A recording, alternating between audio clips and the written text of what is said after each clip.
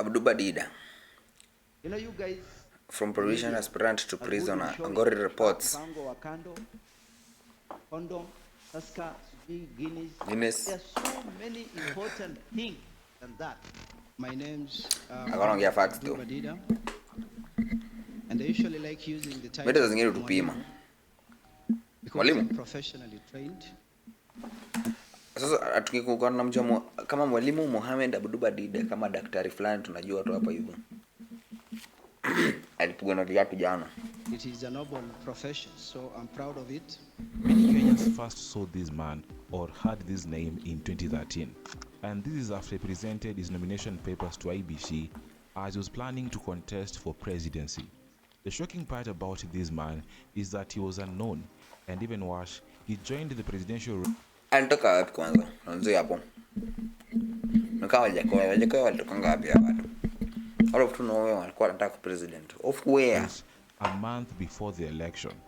And he did only 2 campaign rallies before the election. Obviously, he didn't win. Anjisikia nani? Huyu jamaa sio alipata votes 12. Country mzima kapata votes 100. Yeah, familia yake na kijiji yake. The presidency. But he won the hearts of some Kenyans. Over 52,000 Kenyans voted for Abduba Dida. Haya. Ngoja. Kuna mtu mwenye alikuwa kwenye serikali na hii politics for so long na bado akona 52,000 votes more than you. None. Something rainbow. Why did people vote for this mysterious man? How did he become famous in such a short time that even musicians were praising Abduba Dida? Dida was a Kwani ilikuwa lini? 2013 election shooter, or let's say a brutally honest man. But not everyone felt that. Some saw him as a comedian unfit to be a president. In politics, he was a family man, as at 2013 he had 3 wives and 11 kids. Maybe he added more wives and kids. We'll find out later in the video. Currently, Dida is a foreshadowing convict and is serving a 7-year sentence in a US prison. So what really happened to Imagine hapa liko jela moja na Didi. Mohamed Abduba Right. America hiyo yenye naona Dida. Let's find out. Remember to like this video and most importantly, subscribe.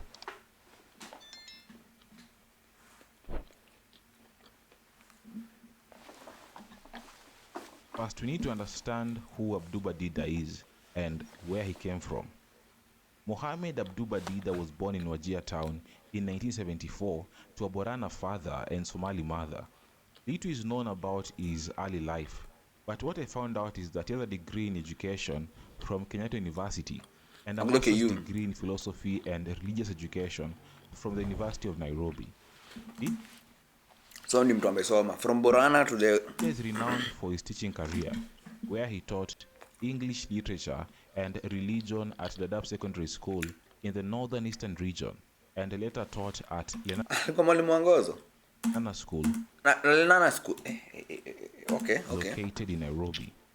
In 2009, he resigned from teaching to venture into business because teaching was not making sense. It was frustrating. In a night, I traveled from Coast to Nairobi. I could make 60,000, and I was in class waiting for 2,000. Frustrated for where you cannot what? In 2013, he decided to join the presidential race, and this is the time that most Kenyans heard the out of nowhere Mohamed Abduba Dida. His entry into politics was sudden. People wondered where he came from and why he wanted to become a president. Bana kwani picha ni ya leni? Ujambo anakaa hivi. Mahora sako. As he had never vied for any political seat. Now people tend to believe that you have to start from somewhere. First to become an MP, a senator or a governor, then you vie for the presidency. Started from the bottom. So why did this man believe he was going to become president with the first attempt and with no political history? And why did some people believe that he was detached from reality and he was just a delusional man? This is why. Mohamed Abduba Dida joined the presidential race barely a month before the March 2013 election. So that means he did not have enough time to campaign. But in this interview with Citizen TV in 2013, Dida said that just like they It's hard being a firstborn. he would Moving ultimately on. defeat Goliath with just one stone, which in this case was all other presidential candidates, including Kenyatta and Odinga. Also, compared to how other contestants campaigned, Dida was poor.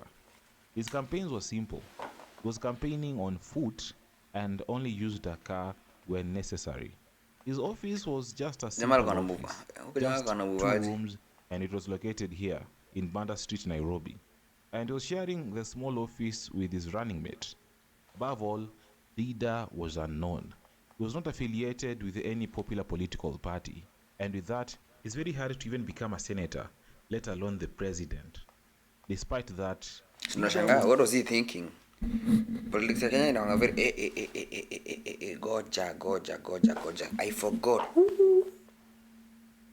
Wait. Political affiliations. still confident that he's No going to politics. win the 2013 presidential election. Are you really confident you're going to win this? 100%. 100% confident. Look at the names you're going to get clearance tomorrow, I believe.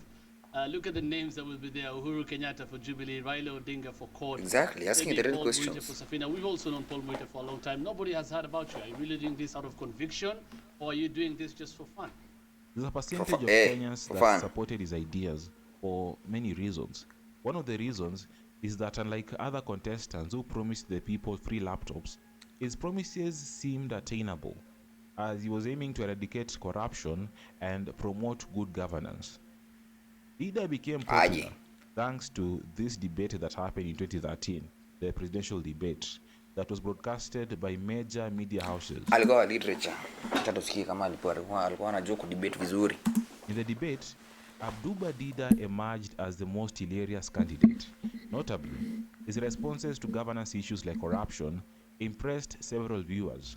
In Kenya, we have the best intelligence. And the Kenyan intelligence can tell you why 12 elephants were killed in 30 minutes. To some, Dida was a straight shooter, while to others, he came off as arrogant and overambitious.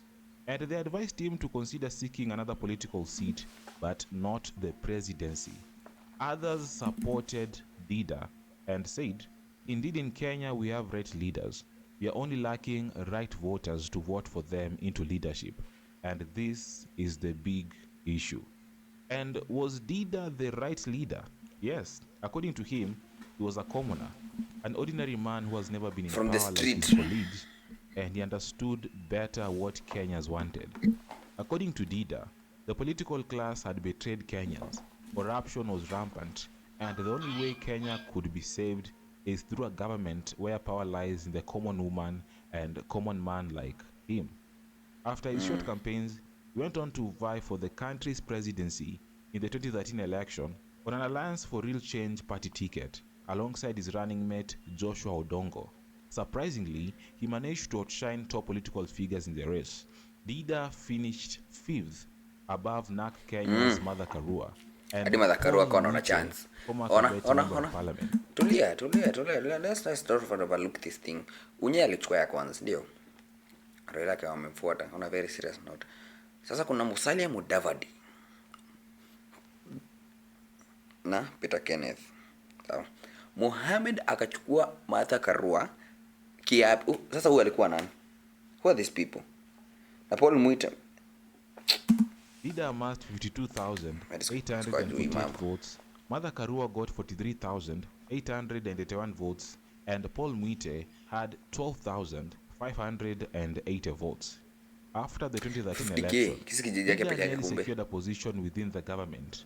In a special gazette notice dated 31st December, President Kenyatta appointed Dida to chair the CDF, or the Constituency Development Fund, replacing Miss Jennifer Nafula. Strangely, Dida was not aware of his appointment and said he saw it in the papers like any other Kenyan, but he didn't receive a letter from anyone. The appointment was later revoked as it was unconstitutional. After this, Dida went underground politically, but he re-emerged in 2017 and attempted to vie for a second time in the 2017 elections. His reemergence was not well received, as most people thought that he was just emerging during the election period. After that, he disappears. Anyway, Okay. this time around, his Okay, okay. campaigns were better, as he campaigned Alikuwa across alikuja different parts of the amejipanga. country. Juu He aliona tried hizo using the 50k. same party, Alliance for Real Change, but had a different running mate, Titus Ngetuny. Pata Odonga During his alienda wapi? campaign, Leader made headlines when he declined to receive 2 police officers assigned to him. Instead, he demanded for 20 bodyguards. In addition to the 20 bodyguards, Huyu jamaa anajisikia nani? Goja. 20 bodyguards watolewa wapi? Una pesa. he wanted the government to provide the bodyguards with vehicles to be used during the campaigns. Some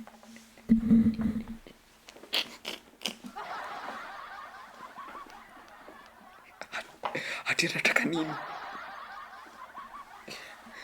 It's ridiculous, and yes, the request It is. was rejected.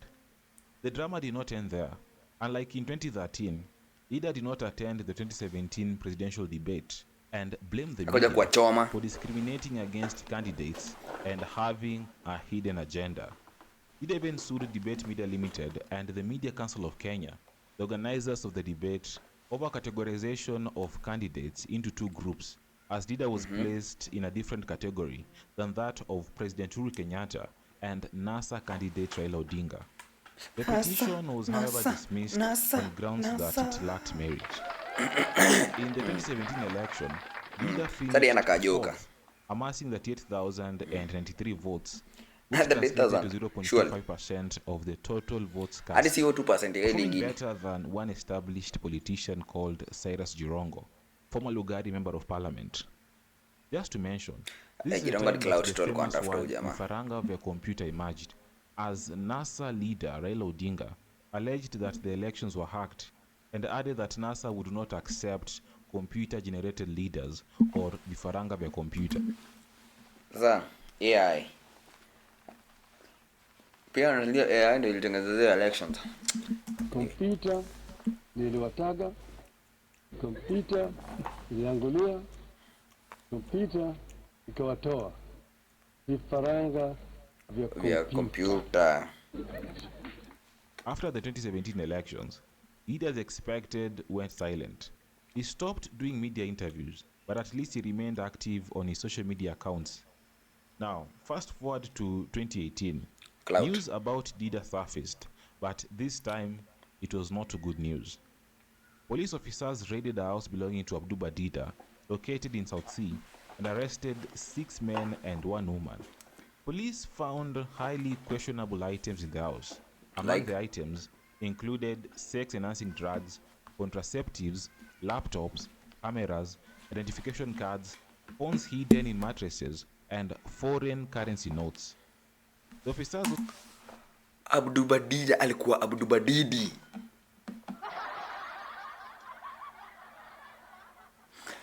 Abdubadidi. Wait a minute. Ati walipata nini? Ngoja. contraceptives, laptops, Ati walipata the nini? items included sex-enhancing drugs, contraceptives, laptops, cameras, identification cards, phones hidden in mattresses, and foreign currency notes. The officers also Abdubadidi. found stacked school desks in one room and a makeshift studio in another. The police later said they were Abdubadidi. conducting investigations to determine what exactly the house was being used for. Wait. Amesema school desk? Huh? Ngoja. And a makeshift studio. The officers also found stacked school desks in one room and a makeshift studio in another. The police later said they were Abdubadidi. conducting investigations to determine what exactly the house was being used What? for. Lead to no information. What exactly the house was being used for? Sasa tunaanza kujifanya wajinga sasa hii Kenya. Tunaanza kujifanya sasa Wakenya sisi ni wajinga sana, tujui huyu mimi tunatumika kazi gani. Abdubadidi. Haya. Information is available on the aftermath of this case. This was not the only time that Lee Na baadaye hizi hey, ngoja. found Wait, himself let on me the see. wrong side of the law. Earlier this month, it was discovered that Mohammed Abduba Dida was arrested and imprisoned in the US. For what? So, What was Dida doing in the US, and how did he end up in prison? According to his family, Dida arrived in Illinois in January 2019 to further Illinois. his studies with plans to return to Kenya upon completing his studies. While in Illinois, Dida decided to marry another wife. So Another one. this So was number the 4. fourth wife. Remember, Dida had already married Didi. 3 women in Kenya and had Excuse 11 me. kids. Unfortunately, one of his marriages ended in divorce. I'm married to Hadi three kujua wives, hadi kujua hadi kujua and Didi I bwana have wangu ni Didi 8 bwana. kids. Unabaki mnaambiana nini? They all live in Nairobi. Having 11 kids, that is already a big family. But Dida seemed like he wanted Football a bigger club. family. Ambakisha tu Unfortunately, goalkeeper. he ended up getting bigger problems. His decision to marry a fourth wife was supported by the rest of his family, including the other 2 wives. At first, the marriage looked promising. The fourth wife even gave birth to a child. And they lived happily until July 2021 when things went south. Dida and his wife got into a conflict, which led the wife to seek a restraining order. A restraining order or protective order is an order used by court to protect a person in a situation often involving alleged domestic violence, child abuse, assault, harassment, stalking, or sexual assault. Mwanadhani ile kiburi mnakuwa mmepatiwa na allowance mnakuwa mmepatiwa Kenya. Jaribu kuguza msichana pale majuu uone venye utafikiwa mbio. A scream ama a sneeze in the wrong way atia. Sema ule mguza kichwa uone venye utafikiwa na NYPD. Court records reveal that Dida violated the restraining order, and this happened when he went to a mosque close to her wife's residence, not realizing it was not allowed under US law. His visit, which was Guys, hii ni ng'ombe. Hii ni ng'ombe. Badili. meant for prayer, was considered a violation of the order, resulting in his arrest and eventual imprisonment. According to a family member, Dida visited a nearby mosque to pray, and unfortunately, the mosque also happened to be around the area where he was not supposed to be because his wife often visited that mosque. The family, however, Sasa unasikia sasa shida amejiingiza kwa sababu bibi yake wote ni Muslims, ndio. Bibi yake I'm assuming most of the times inakuanga around generally the same area. Itabidi sasa a shift from hii mosque aende ya mbali then arudi but growing up in Kiamaiko it doesn't work like that. Mosque I think mosque yako ina relate more of community yako because the people that are around you go to the same mosque. Don't quote me on that though. maintains that the violation was unintentional. Allegedly. In the court, No, Dida it was was found proven. guilty on 2 separate charges. For the first charge, Dida was found guilty of stalking Tulia. and making threats against his wife, and was sentenced to 2 years in prison for this offense. Mbona ndani For the kiburi ya second Kenya charge, mtapeleka Dida huko was kwa wazungu? convicted of Haya. extensive stalking and violating a restraining order, which barred him from Extensive. Unadhani juu ulitoa ng'ombe utaenda kupeleka achana hii mambo. approaching or talking to his wife. For this charge, Dida was sentenced to 7 years in prison. According to Dida's second wife, Amina, Dida was not represented in court because he thought that was a small domestic dispute which would be resolved through dialogue. Hii ni Amina added that ng'ombe. she learned of Dida's imprisonment through his American wife after failing to reach Dida on phone for several days. Prior to his disappearance, Dida was in constant contact with the family and even notified them that there was an issue between him and his American wife. Dida is a family man who, according to Amina, takes care of his duties very diligently, and when he didn't call for over 10 days, they knew something was not right. They contacted the American Wanashangaa. wife, and she confirmed that Dida was in custody. The family made several attempts to resolve the dispute with the American wife, either through direct talks or by applying Sharia law.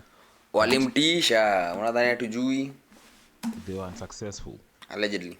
Dida is currently held at the Big Muddy Correctional Center, located in Illinois. Just recently, he filed a complaint over the alleged violation of his constitutional rights, including the right to practice Islam and to observe the Islamic daily schedule of prayer. In court documents dated July 8, 2024, it also complains of inability to access educational or vocational programs and not receiving proper medical attention. Dida claimed that he had been denied medical care, arguing that his health had worsened during his imprisonment.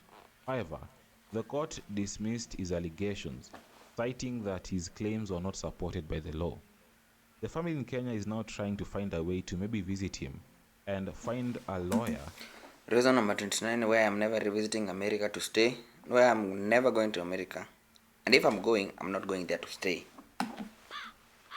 To secure his release. The laws are very serious. Huko siwezi enda. Mimi na. Was an extreme punishment to a domestic dispute that should have been resolved through dialogue or in accordance with Sharia law. His family hoped that the Kenyan government would step in to get Dida necessary assistance as he suffers from diabetes and high blood pressure. Dida has not forgotten his family. Despite the challenges, he still makes an effort to communicate with the family when granted access to a phone by the prison. As per records at the Illinois Department of Corrections website, Dida is said to be released from prison on 3rd April 2029, but he might be able to exit earlier if granted parole. Even in prison, Dida is still a leader and a Niko akiachiliwa aende parole anataka kupanda ndege siku ya kwanza, which is a violation. Servant of the people. Dida volunteers as an imam, which refers to a Muslim leader, or a person who plays a key role in leading religious practices and guiding community affairs. He mugshot inaka terrorist fulani jamani.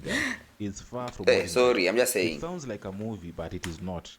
I believe there's something you've learned from this story, and this is whether you loved him or not. I wish him all the best in navigating his way through his current situation, and hoping he'll be out of prison sooner rather than later.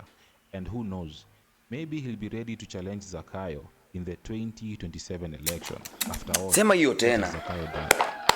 Thanks for watching. Zakayo. Don't forget to like this video. Comment below. Speaking of Zakayo, double video. Subscribe. You can follow me on Instagram at ongori.reports. Ongori reports. Instagram the next video. The truth about cause we don't care about this person. Yana nasikia watu wa Migori wamenifanyia kazi mzuri sana.